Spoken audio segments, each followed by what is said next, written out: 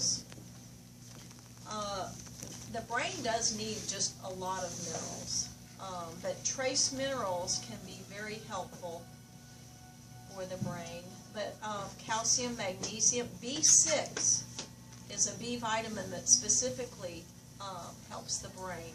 There's a lot of people that don't remember any of their dreams until they take B6, and then suddenly they're remembering their dreams. But it does work with the brain on that. There are some nutrients, other things that can really help with the brain. I didn't bring them up here, but your omega oils. Your brain is basically made of fats, and it especially needs your omega-3, 6, and 9 oils. Good oils in the diet. Good oils would be like your olive oil. Most of our diets are too high in omega-6, and your safflower, sunflower, corn oil, soy. 90% of the oil, if you're eating commercial foods, 90% of the oil in your diet is soybean oil or canola or cottonseed.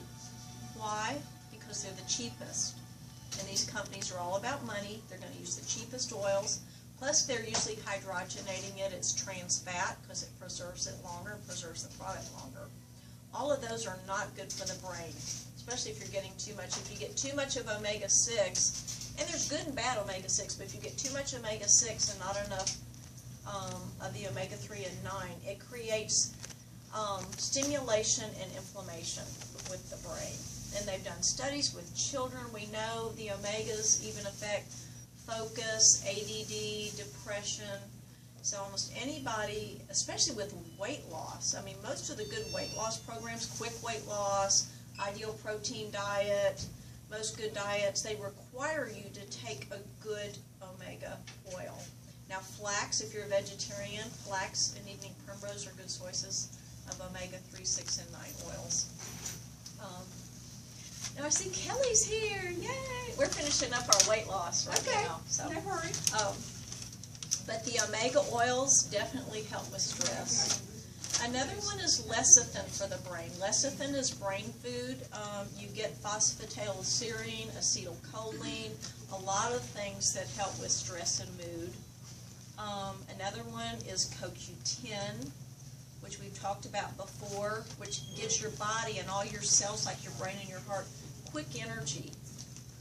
If you eat food and you just don't have any energy and you're trying to lose weight, I always tell people CoQ10 and L-carnitine, and I don't have any on the shelf right now, but specifically acetyl L-carnitine, and that's ACETYL,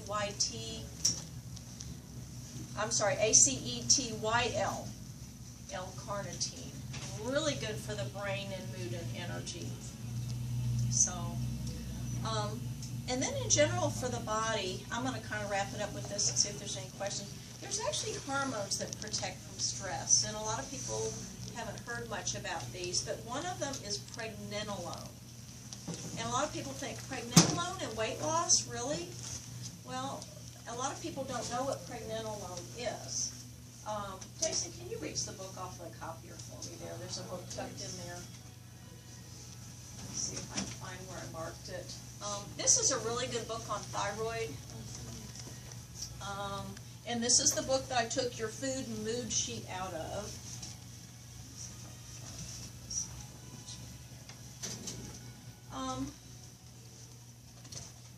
Pregnenolone is made when you have cholesterol, thyroid hormone, vitamin A, and B vitamins.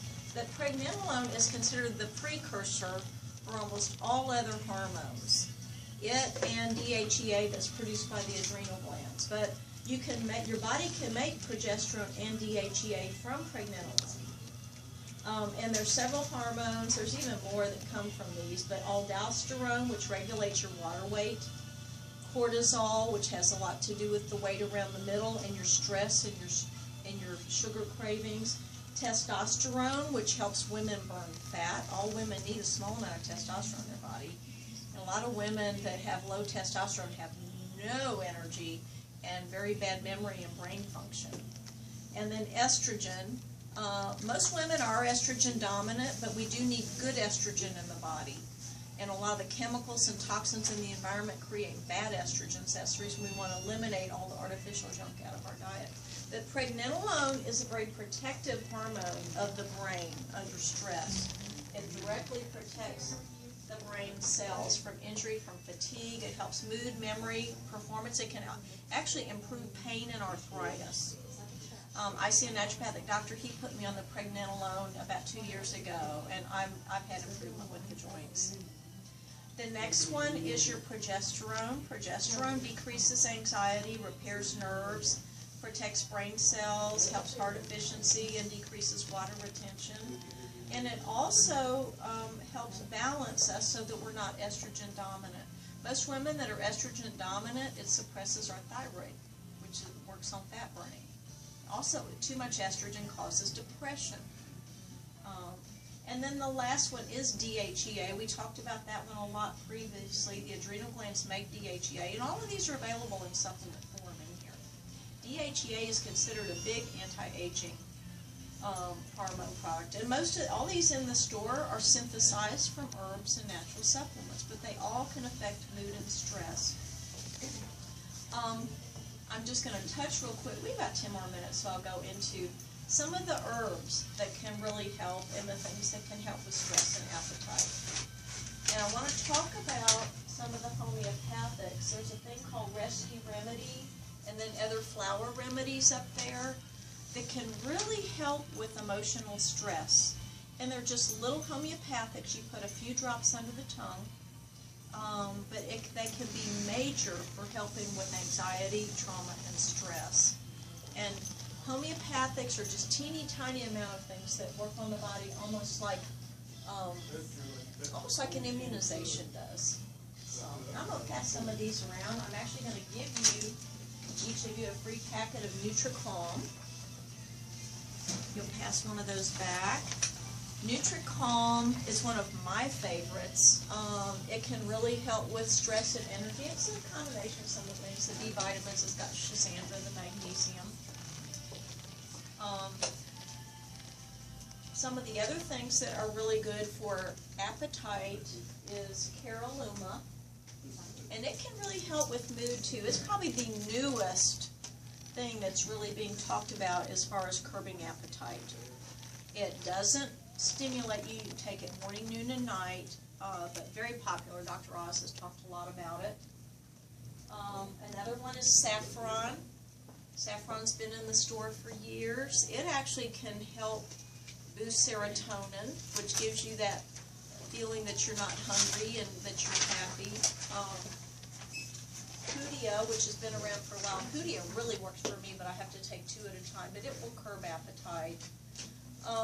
2 of your big herbs that can help with mood and inversely help appetite is kava and then St. John's wort. There's a lot of folks that had food, like compulsive food eating disorders, that kava and St. John's has helped.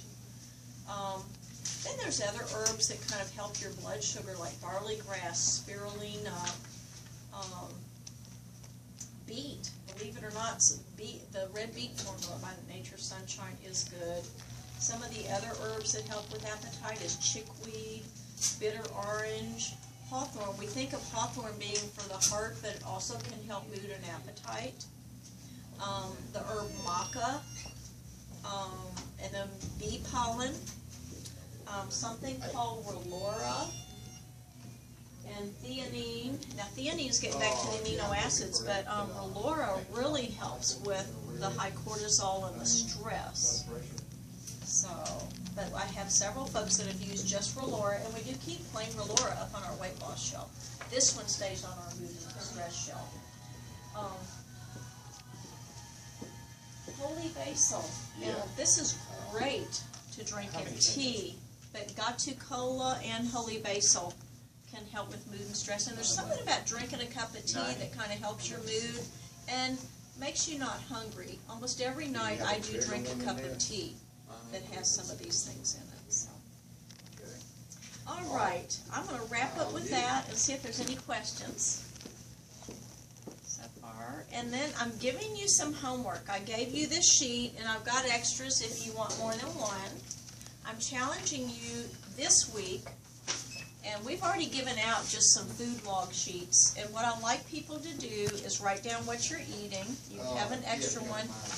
But start writing down, plan out if you can what you're going to eat, but then write down what you're eating and record your mood after eating that, and then bring that back.